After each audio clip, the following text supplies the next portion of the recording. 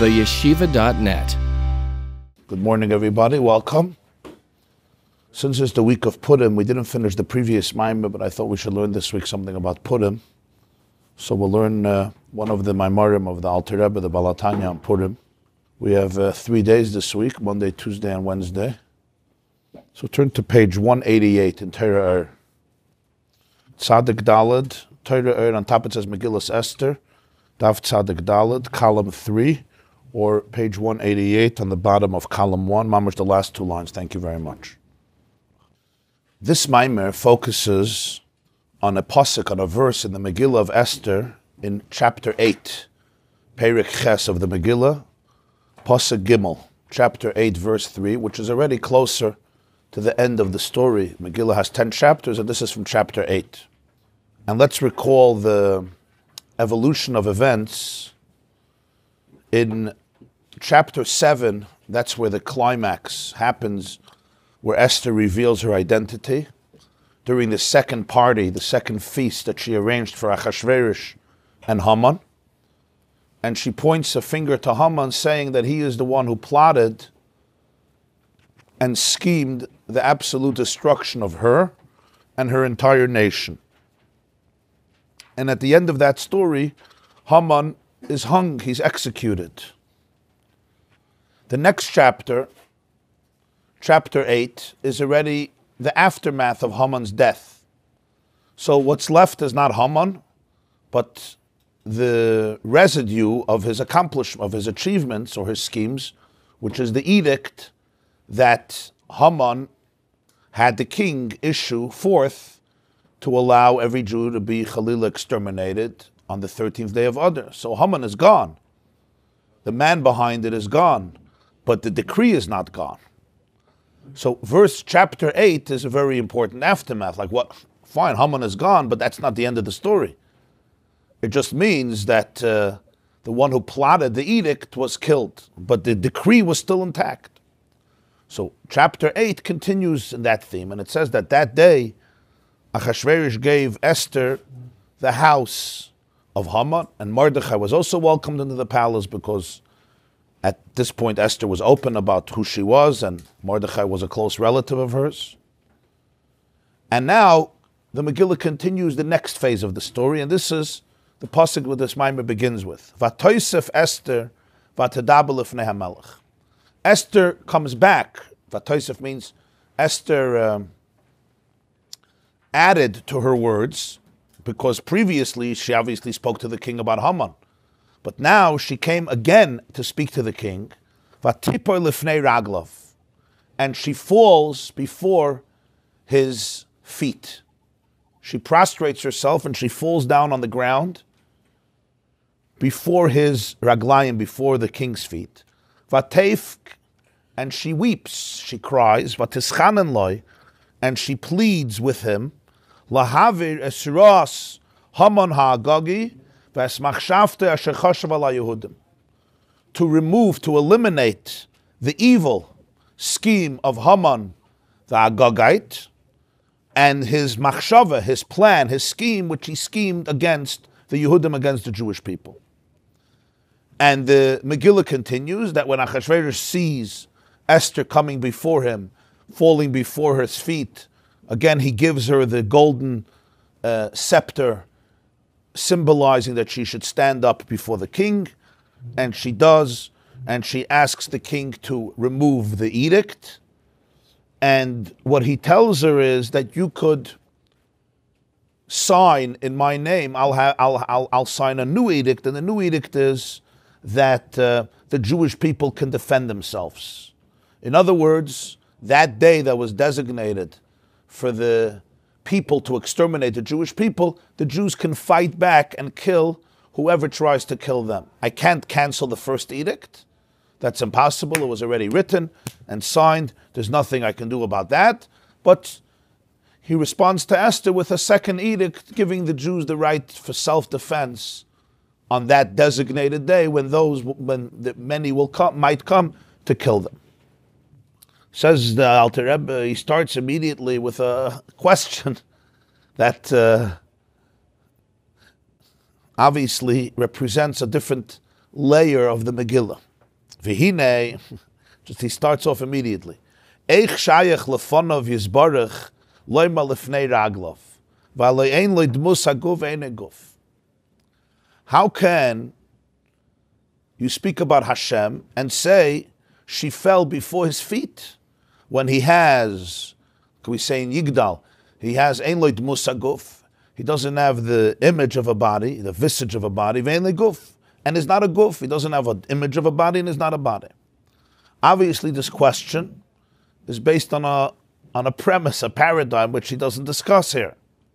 And that is, the Gemara says, and it's brought in a few Midrashim, that whenever it says in the Megillah the word Hamelech, it represents also the ultimate king, Hashem, the Melech Malchei Hamlach.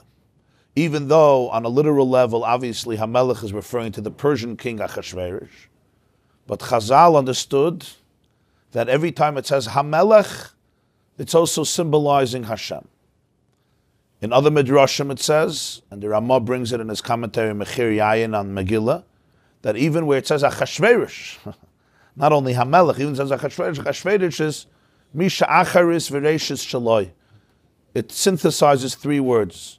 The end and the beginning belong to him. The one that the end and the beginning of history belong to him. Like we say every morning in Baruch Shamar, Chai la'ad v'kayim lanetzach. He lives eternally and endures forever.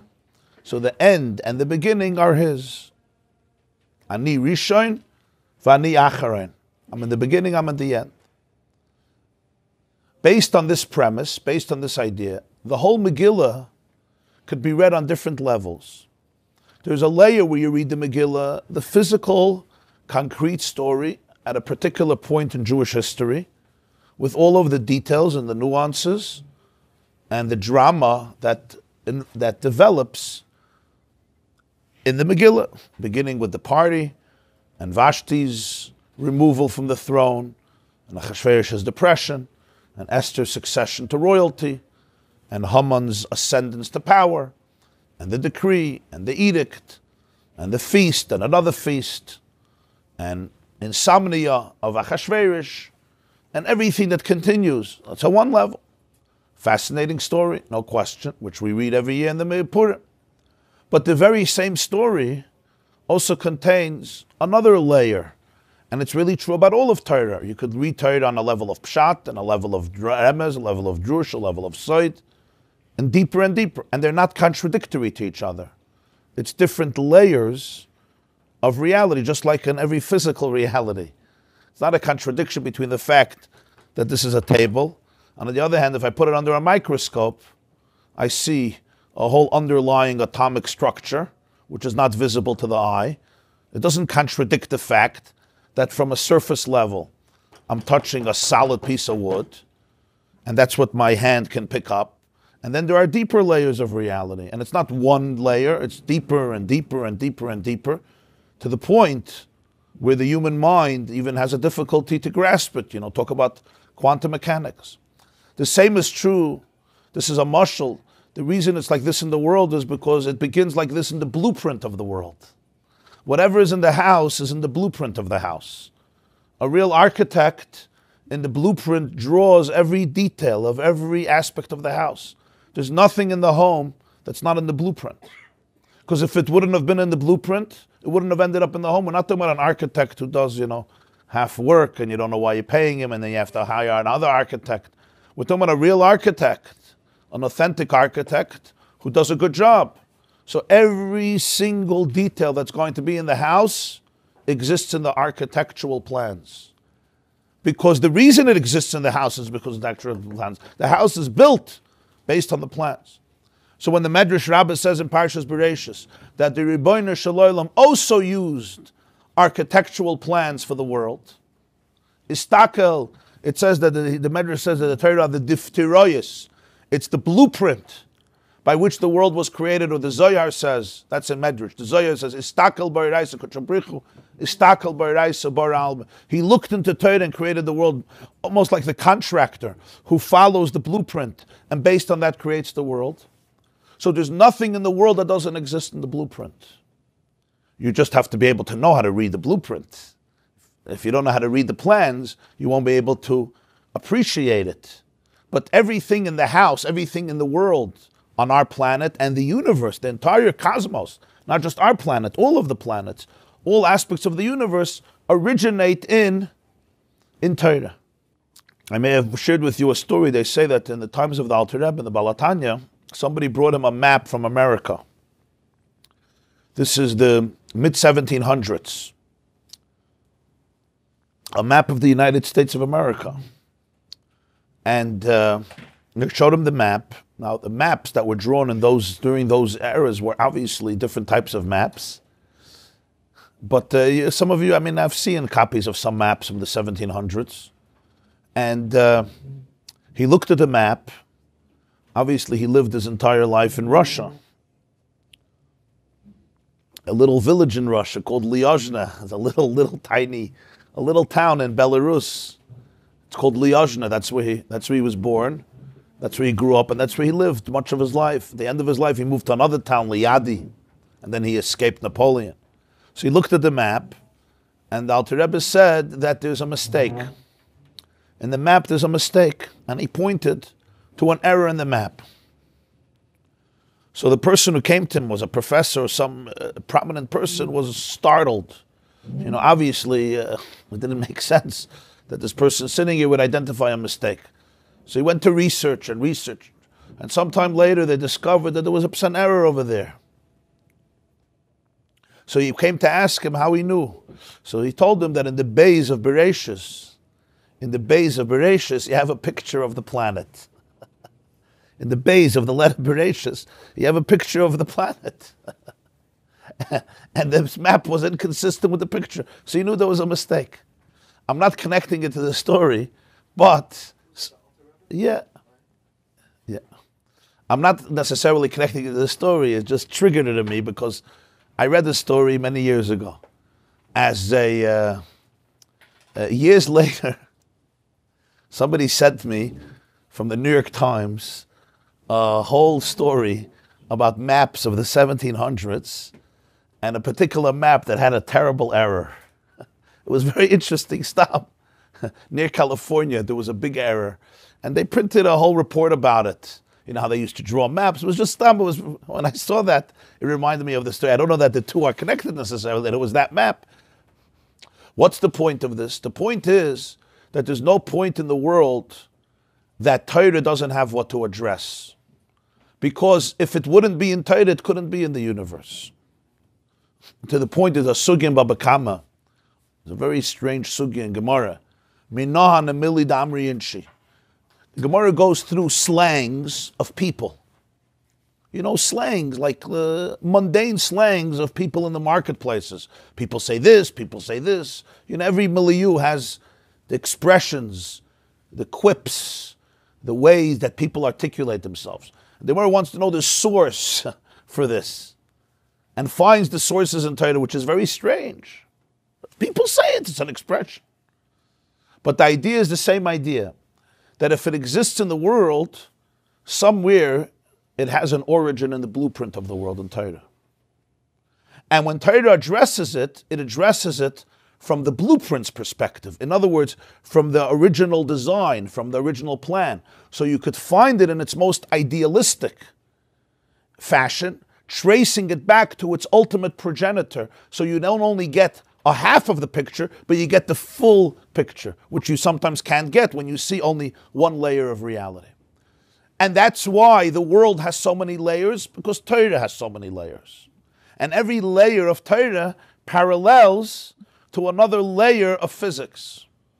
Every layer of Torah interpretation is addressing and is mirrored and reflected in another layer of examining the world. So the layer of Pshat always relates to what's Pshat. Pshat is the literal interpretation, what you see, the most external and really basic interpretation. And that's the architectural plans for the Pshat of the world. What's the Pshat of the world? Pshat of the world is what you see, is what you get. That's the Pshat. Pshat is the literal meaning of the world. What you see is what you get. This is it. This is the literal meaning. You have remez of Torah, addresses the remez layer of the universe, and then drash, and then soid, etc., etc. So this is true about every pasuk chumash. It's true about every story, every mitzvah, every law, every detail. So on this level, the whole Megillah can be read as a deeper story. There's a gewaldige Maisa that they say, also about the Balatanya. The Balatanya had a son. He had a few sons. He had 3 sons. One of his sons is known as the Mittler Rebbe. His name was Reb Doiv Ber. And after his father's passing, the Balatanya's passing, he succeeded him. He was the second leader, the second Rebbe in the dynasty of Chabad. He's known as the Mittler Rebbe. The Alter Rebbe was the older Rebbe, and then they called him the Middle Rebbe, the Mittler Rebbe. And he was succeeded by his son-in-law, who was known as the Tzemach Tzedek, Rebbe Nachum Mendel of Lubavitch. So the Mittler Rebbe, after his father's passing, Chavdala Tevis Tov Kufay Gimel, 1812, succeeded his father. And so they say a story that after his passing, after the Alter Rebbe's passing, was the next Purim, came to the time of the Megillah reading. And you know this custom in Jewish communities, still in many communities, is that the Balkair, the one who would read the Megillah, they would pay him. The Olam, the community would tip him. After Megillah reading, they would tip him for the Megillah reading. This was like a custom, a tradition. In many communities, they would put out a cup or a plate, a kaira, a bowl, and people would put in money, especially to tip the one who read the Megillah. The Alter Rebbe, the Balatanya, was a Balkaira. He used to read the Torah on Shabbos, and he would read the Torah on Yom Tov. And also all the Yom Tovim, including Purim, he was a Balkaira, he used to read. After his passing was Purim, and the Mittler Rebbe was there in Shul, obviously, and somebody read the Megillah. And after the Megillah, the Mittler Rebbe gave him a huge tip, a huge amount of money that was completely not consistent. Clearly, he had a lot of poverty, but it was also completely inconsistent. Like it was a very huge sum of money, and people were surprised. Why did he feel that it warranted such a reward? So the Mittler Rebbe said, "Azah sheina ma'isa tedetzelt. Azah sheina ma'isa." This Balkaira told such a beautiful, fascinating story, and everybody was shocked. He wasn't a young person. He's heard the Megillah dozens and dozens of times. So they said, "This is the first time you heard the story." So he said, "Adetate had geleint is given ananda ma'isa." When my father read, it was a different story. For the first time, he heard a beautiful story, very, very dramatic story. So he felt that the person deserves a great reward, an ample reward. When my father read, it was a different story. A similar thing happened once, Parshas Kisava. Parshas Kisava, you read the Teichecha. Very harsh rebukes that with which Moshe warns the Jewish people. The Teichecha. He heard the Teichecha once. The Mittler Rebbe heard the Teichecha. Again, after his father wasn't around, he was away. And he got sick. He got sick from it. It's a chinam in some hearts, and he took it so seriously, he got sick. It was a question if he could fast Yom Kippur. Came to his father with a shaila if he could fast Yom Kippur, because Parshas Kisava is before Rosh Hashanah, the month of Elul, and he didn't know if he could fast Yom Kippur. That's how sick he got. There was a question how serious it is. So again, they asked him, I don't understand. Every year you hear the same curses, the same teichecha. So he said, "Adetate leint herin sich nish keine klalos." When my father reads, I don't hear the curses. You don't hear the curses. And obviously there was a remez here. I remember once the Lubavitcher Rebbe told over the story, and he said, he started to cry. He said, "As the tata leint, as avinu shabashamayim leint." When you hear that your father is reading it, your father in heaven, it's your father, you don't hear curses.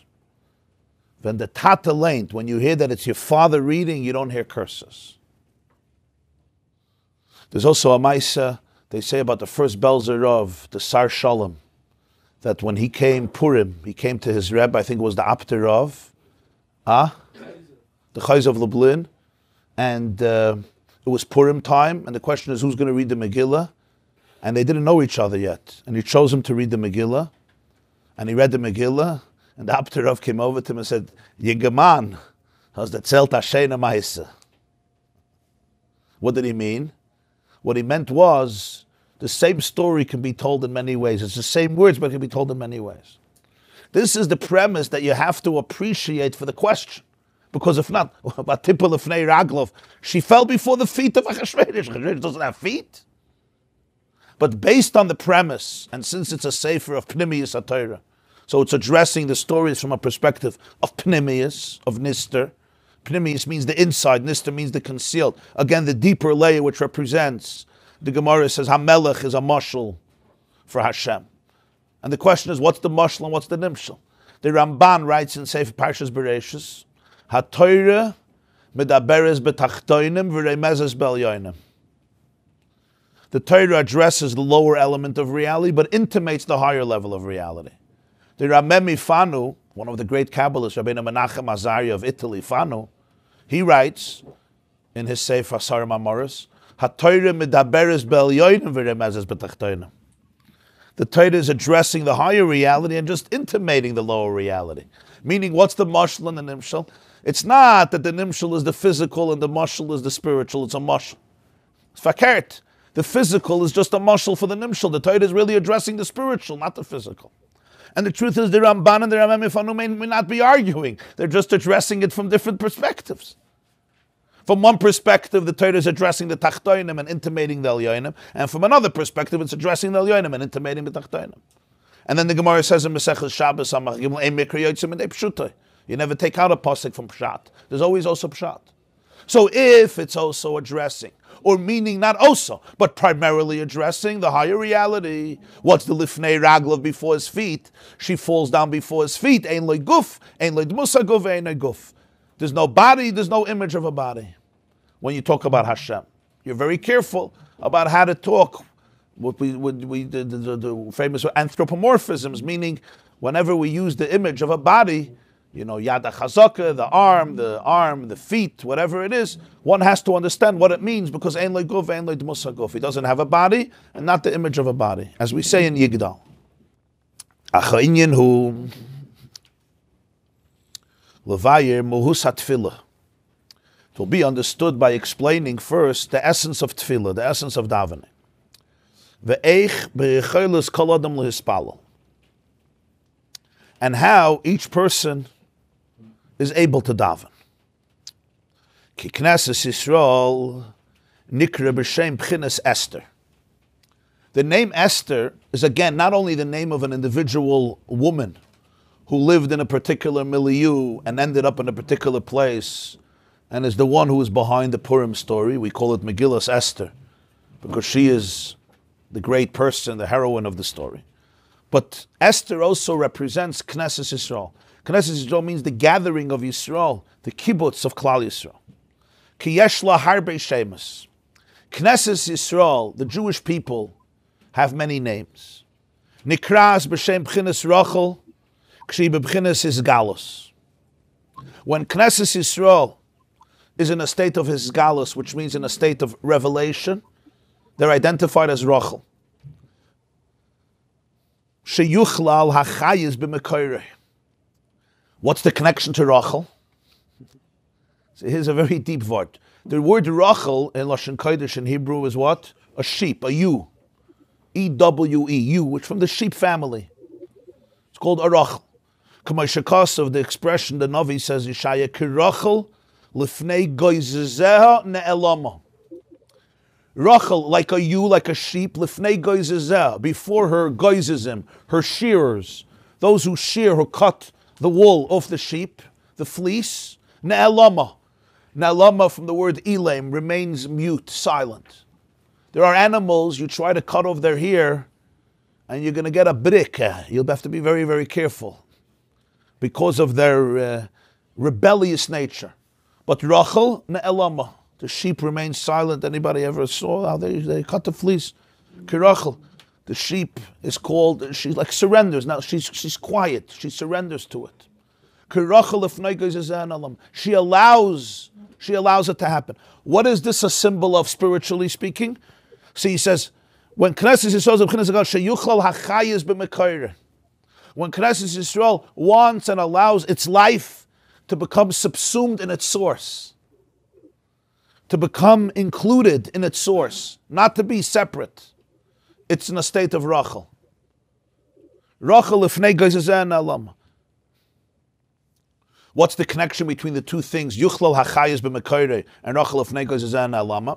I assume at first glance, the way I understand it is that the sheep is not rebellious, doesn't have to be autonomous and detached, and will rebel against you and run away and be stubborn. But on the contrary, the sheep is content in this place. You have Knesset Yisrael when it's in a state of Isgalus, when its true spiritual qualities emerge. What comes out is that it's happy. Sheyuchlal hachayis b'mekoirei.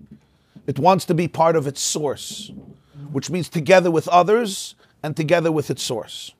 V'gam kein, there's an expression in Tehillim. Yeah, but yet it's b'shem b'chinas Esther. No, now we're talking Rachel. He says Knesset Yisrael has many names. There's a time we're called Rachel. There's a time we're called Esther. We'll soon get back to Esther.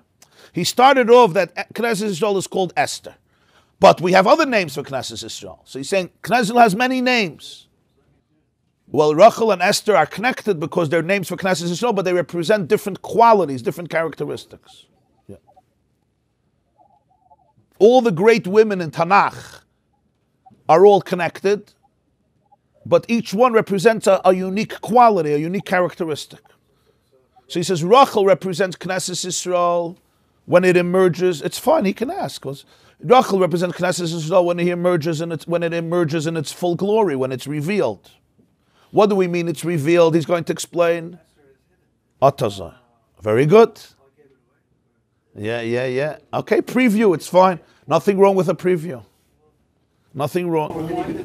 He's also going to give it away. He's also going to give it away in a few moments. It's fine. So that's what we're learning. Rob is going to be giving it away all week until tomorrow. We're going to have it. Yeah, Avada. V'gam kein, the pasuk says in Tehillim, Katsoin tifcha, like the famous expression, like a sheep to the slaughter, meaning she peshetes tzav l'shchita b'ratzon pashat. The animal, the sheep, is a type of animal which is very unique in this sense, that she almost like spreads out her tzav, her neck for the shchita b'ratzon pashat with a simple will. What is this a mashal for? What is this a metaphor? So every single Jew is reflective of Rachel.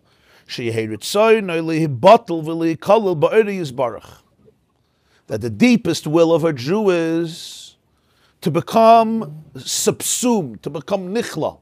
The word lihikal always comes from the word klal. Right? Prat is the individual. Klal is the collective. The ratzon of a Jew is lihibatel.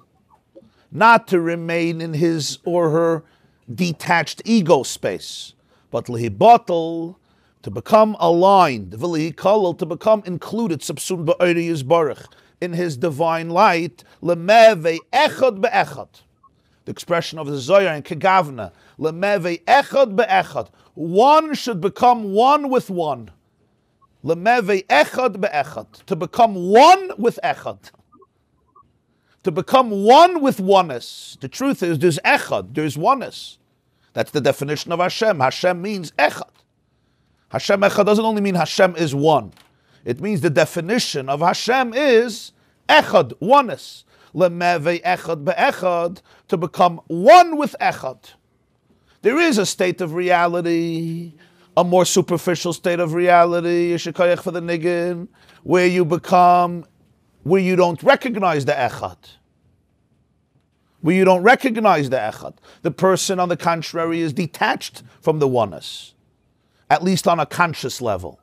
Lemeve echad be'echad means when that inner ratzon comes out, where I want to become one with oneness, I want to become part of the oneness, lihikalel, to become part of the klal, bittul to the klal. That's the ratzon in every single Jew. which is represented by the name Rachel. She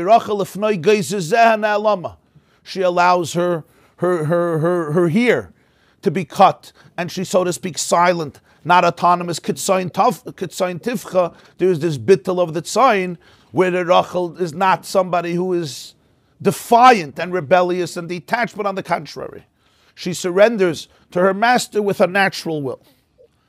Jacobson, as the pasuk puts it in Tehillim, we say it every day in Pesukah de Zimra at the end of one of the Hallelujahs. Yehalalu Hashem Hashem kinizkov shmoy levada, hoydoi al eretz v'shamayim, which means hoydoi is his glory, his splendor, is on the earth and on the heavens.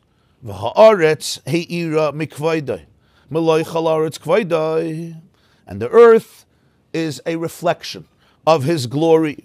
As the pasuk says, also we say in Malay Chalaretz Kvaydei, the whole world is filled with his covet. Shubchinas is pashtus v'ziv, kavod, glory, or hoid, all represents an expansion of ziv. Of his pashtus is an expansion, and ziv is a ray, rays of light. Asher oilam amaloye p'telim elamekayre, that the whole world and everything that's in the world essentially is hoidoi al eretz v'shamayim. It's like a ray of light, a ray of his light, a ray of his energy, and therefore it's completely one, completely aligned and nullified to the source. V'chol zman shu b'his galus u b'his lavos, when this state of consciousness is revealed and it's fiery, what does it revealed mean? It's in a person experiences this consciously with a fire, with a passion. Nikra b'chinas Rachel. That's when the Jew or Knesset Yisrael are named Rachel, Kitzayin tifcha, just like the sheep, which is not defiant of the contrary. Even when it comes to shchita, the sheep gives its neck, as he says. Spiritually, what it means is that a person wants to be in a relationship with the ultimate source.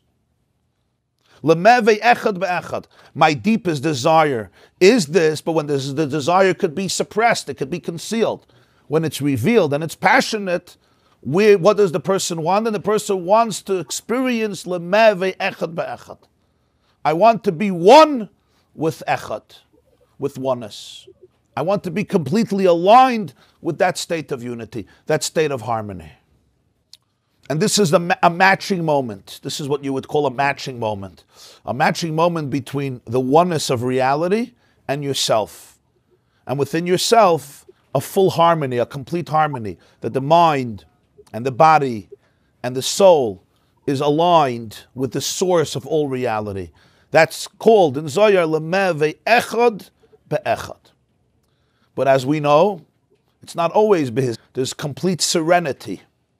That, I don't know if anybody here raised cattle and goats and sheep, but the farmers will explain to you that goats are much more difficult to deal with.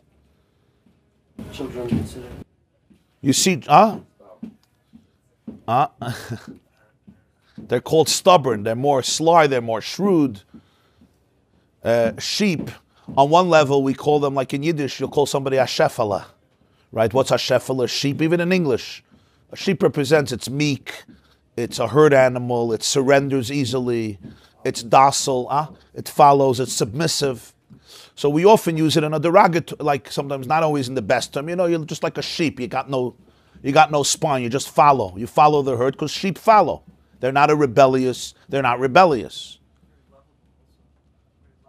They arouse compassion. Even their meh arouses compassion. But meh kolat soin meh from Parshas Zachar daf Torah. That's a pirush or it's your own pirush? Yeah, when I talk to It does it after when he learns. Does it? Meh. But it's your pirush. Shleima, gewaldig. The nature of Rachel. Meh kol hatzayin in the Haftarah. Shmuel Aleph Perek Tzav. Meh kol hatzayin. You say that Shmuel heard the meh, so you wanted to know what happened. Yeah. And you see that Shaul HaMelech had mercy on the sheep. He had mercy on the sheep. The Tanakh specifies the sheep. He wanted to bring it as a carbon. So spiritually speaking, the sheep really represents a very sweet relationship. It's meek and submissive in a negative sense. Here it's in a very, very powerful sense. Because I'm submitting to what? I'm not submitting to some external influence that wants to control me. I'm submitting myself to my true self. I'm submitting my ego to my achdos, lemeve echad be'echad. So it's a form of submission that is very praiseworthy. It's basically like when the body submits to the brain. That's not a bad submission. It's very good to follow your brain. In other words, there is a oneness, there is an essential connection that is felt between the Jew and his or her core, and everything is aligned. Complete oneness, complete menucha. That's why sheep are also very serene and very, they arouse compassion. That's the nekuda that comes out in the sheep. Individual quality or quality of Knesset? Oh, so it's when Knesset Yisrael, so it's a quality of Knesset Yisrael, but as he puts it, v'kachu b'chol echad v'echad miYisrael. This is Knesset Yisrael, but it's also true about every individual when he's in that state or she's in that state. On both on the level of klal and on the level of prat.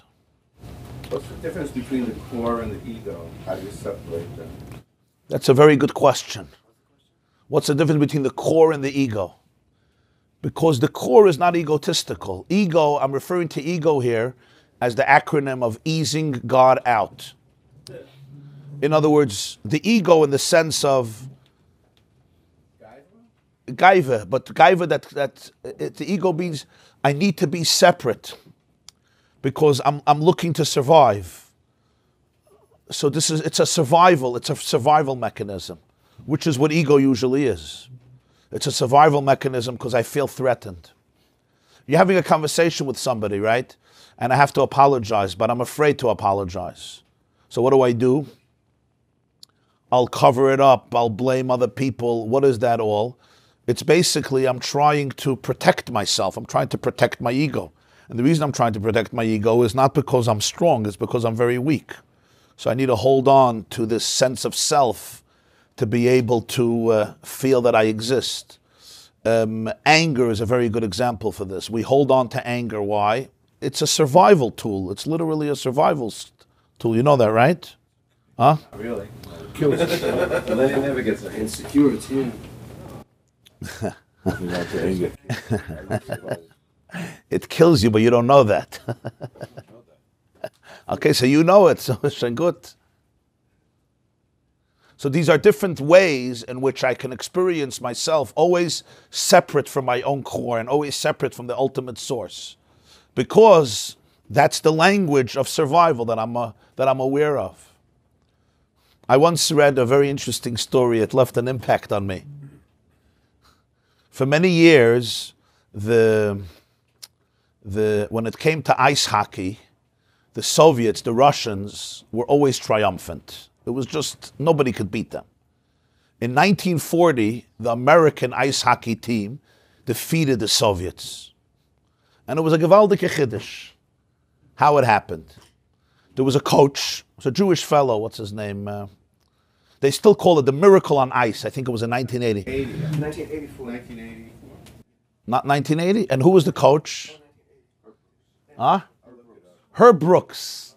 Say it good, wow. This is without Google. Without Google. Herb Brooks, right? I don't know. I think 1980, they still called the miracle on ice. This is that they were into hockey then, ice hockey.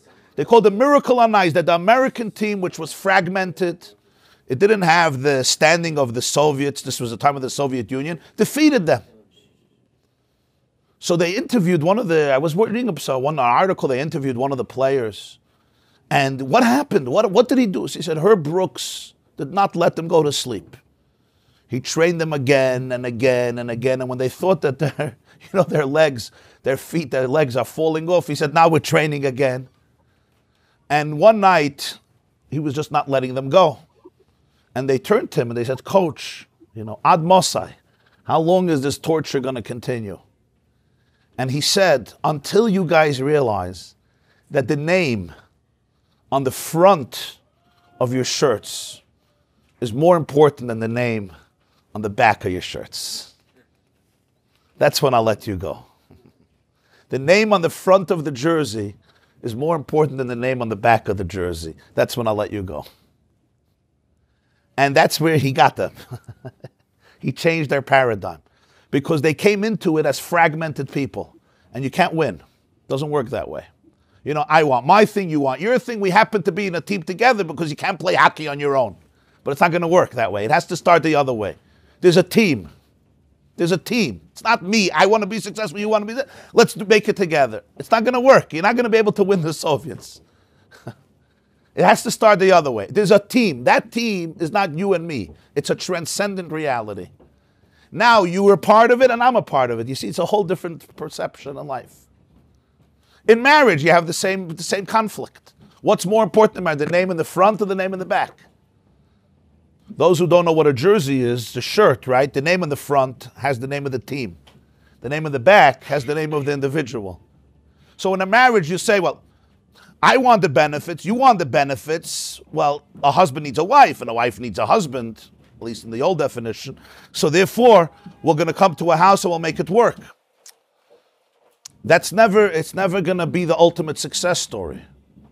Because I'm busy with me, you're busy with you, and we're always busy, negotiating and who's right and who's wrong. And I took out the garbage yesterday and take out the garbage tomorrow. And I bought the wine last week and I made this. You understand? The paradigm is off.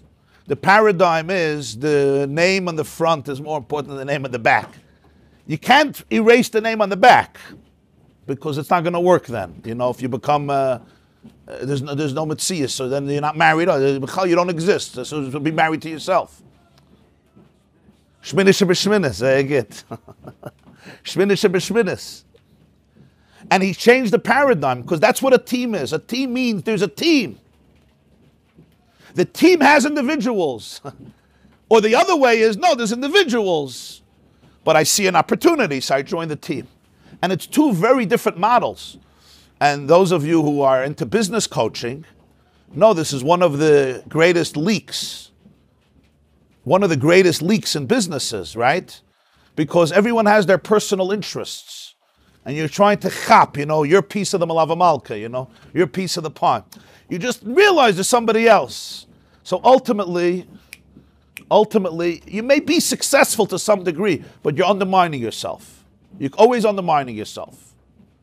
Because you never really were ready to give up that definition of self. And there's a reason you're not ready to give it up. You're scared. If I give it up, what's left of me? I'm going to be used, I'm going to be abused, etc.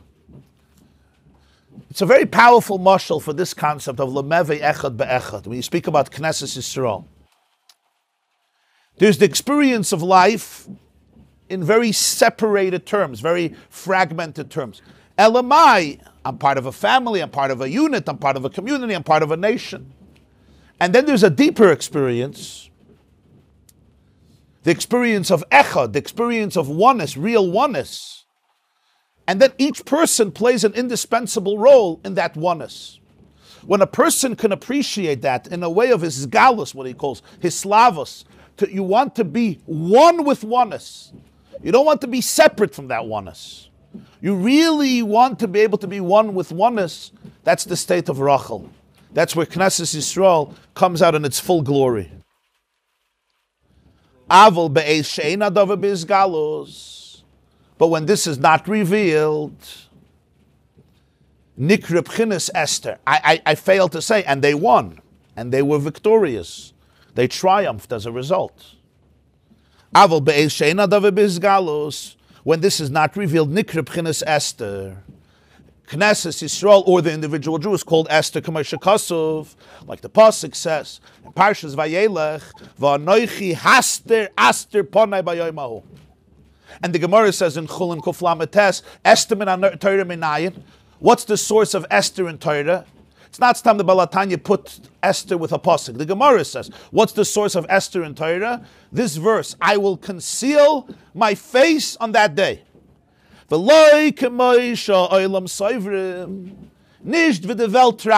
not like the world thinks.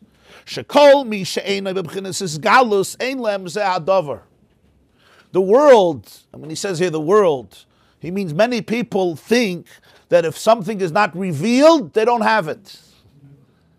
They don't believe in it if it's not revealed. If I'm not feeling it consciously, they think it's not here. It's not true. Shekol echad ve'echad yashloi. Never ever doubt that there is inspiration in you. Never ever doubt that the Rachel is inside of you.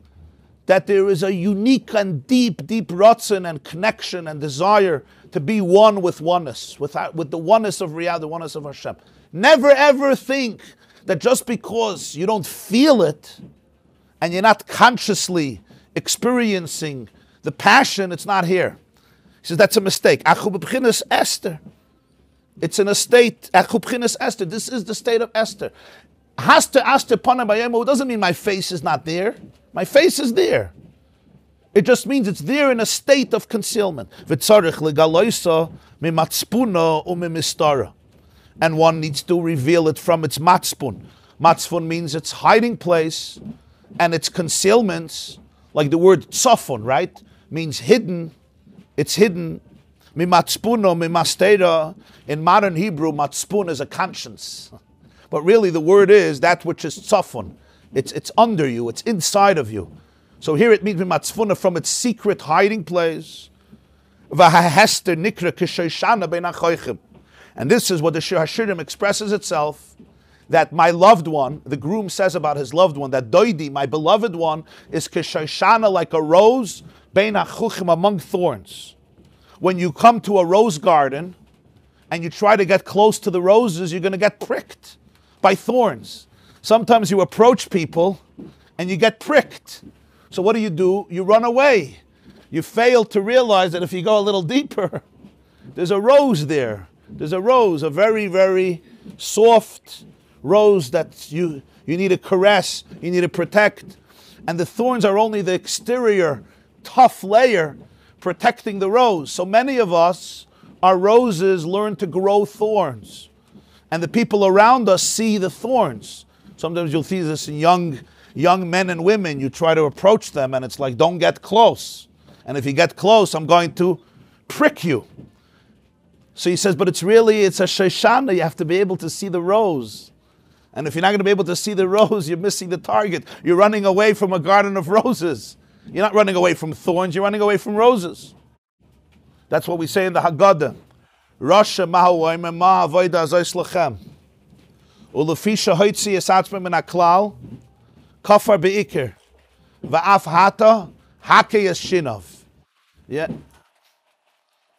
And if you want to appreciate the differences of Haggadahs, you know, you could go to the bookstores today, you could buy 600-700 Haggadahs. Rabbi Krieger, how many Haggadahs do you have in your collection? Huh? There's more 1,000 Haggadahs. 1,000 Haggadahs. And each one with a different commentary. Okay? So you could actually do your Seder a whole year.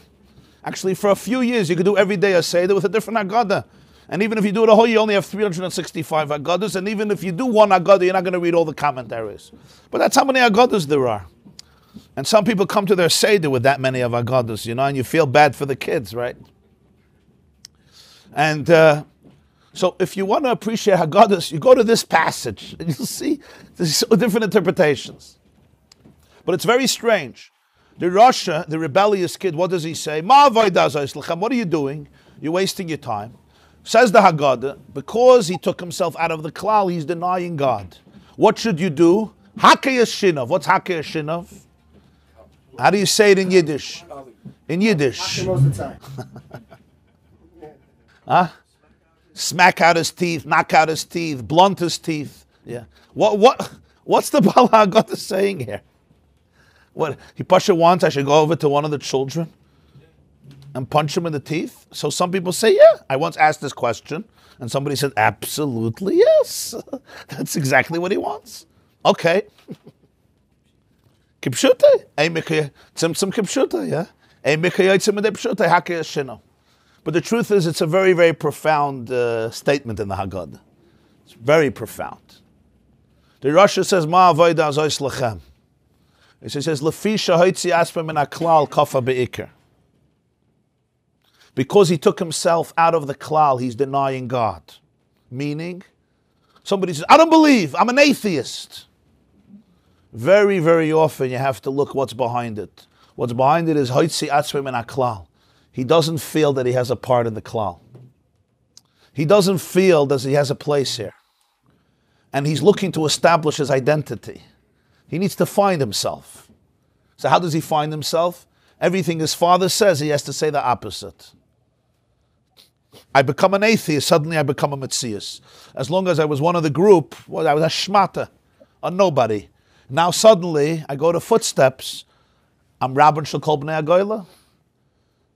Im Katan Ata Beinecha, L'Rosh L'Alfa Yisrael. What do you have to be a cotton? What do I have to be, a small fish in a big pond?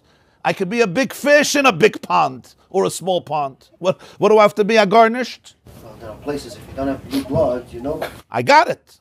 I'm not judging. I understand. But the God that says, don't, it's not so poshut. A lot of koife be'ikir, a lot of atheism and denial is the person doesn't feel as part of the klal. On a deeper spiritual level, it means very often in our own life, we have to deny when there's so much pain and so much trauma and so much negativity, and that's my only way I could survive, which is basically what anger does. It creates a new type of reality in which I could live, blaming you for all of my issues because I don't want to face the real pain of separateness. Generally in life, not always, but generally anger is a secondary emotion, meaning it's not the ultimate authentic emotion. Behind the anger, there's usually something else. Not always, but when you're very, very angry, take a deep breath and ask what is behind it. There's something behind it. And this is a survival tool, a skill, so to speak, that I go into in order to be able to carve out some space for me and live separate from you. But probably the pain of separation is very deep, and it's so deep that I have to become angry. So very often the kafa be'ikir is why? Because I can't make peace with the klal, my own echad, and the echad of the world. Va'af hata, what do you have to do? Hakayas shinov. You have to blunt his teeth. Because the bark is much bigger than the bite. What you're afraid is he's going to bite you and he has very sharp teeth. Hakayas shinov. Blunt the teeth, smoothen out the teeth. In other words, don't get affected by the teeth. Go beyond it. Hakayas shinov. The shinayim seem very dangerous. I once read that there was a museum and they had a picture, a painting of a dog barking. And it was so real, anybody who came in ran away. Because it didn't look like art. It literally looked like a dog barking. To be able to stay there, you have to remember it's art. It's not a dog barking. Sometimes when somebody barks with these teeth, you have to see it as art. I don't mean it in a cynical way. I mean, you have to be able not to run away. You have to be able to see what's art. Art means there's a neshama here. There's a soul behind it. Don't run away. If you can get behind the teeth, you'll see a lot of roses. The Vilna Gaon writes that Shinov is 366. The word Russia is 570. If you Hakayas Shinov, if you subtract 366 Shinov from 570, what do you end up with, Mr. Mathematician? So you end up with tzaddik. Hakayas Shinov means if you could take away the Shinov, if you could take away the teeth, and you could see beyond the teeth, beyond the sharp edge, you know, what is it called? The sharp edge, right? If you can get, what's the expression? Tzaddik in Gematria. Huh? Yeah, tzaddik, yeah. When you take away Shina from Russia, the Russia becomes a tzaddik. That's the vart. The Shoshana is bein hachuchim. The roses among the thorns. So the fact that there's thorns doesn't mean there's no rose. So sometimes you look at yourself and you say, I don't feel it, it means I don't have it. He says, it's one of the biggest mistakes in life. That because you don't feel it, you don't have it. That's not true. You want to feel it, but you can't allow what you're feeling at this moment to become the barometer of what you have and what you don't have. Your real value is sometimes, your real values are not translated into conscious emotions. As we spoke last week at length, between Seichel and Midas is a big tzimtzum. It's not so easy always to feel everything. So he says,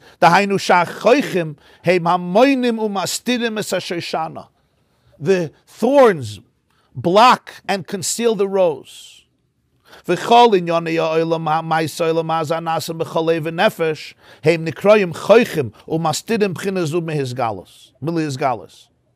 and all of the concepts of the world, and the deeds of Olam Hazeh, where a person does it with his entire heart and his entire soul, in other words, he completely immerses himself in Maisa Olam Hazeh, that lack the connection with godliness are often the thorns. They're called thorns because they block this component. The person can't feel how powerful and how passionate and how fiery this inner Rachel is. And that's when he's called Esther. Ubchines Esther Hanal, he mesoteres bayoim hahu. Commercial kasav anoichi Esther Panay bayoim hahu. And this Esther, Haster Esther Panay, it's concealed bayoim hahu. On that day. Bayoim hahu, on that day. In other words, in addition to the Hester, the Pasuk emphasizes bayoim hahu, it's that day. V'hovein, and understand what I'm saying. V'hovein. V'hovein. Versteh, understand what I'm saying. Understand what I'm saying.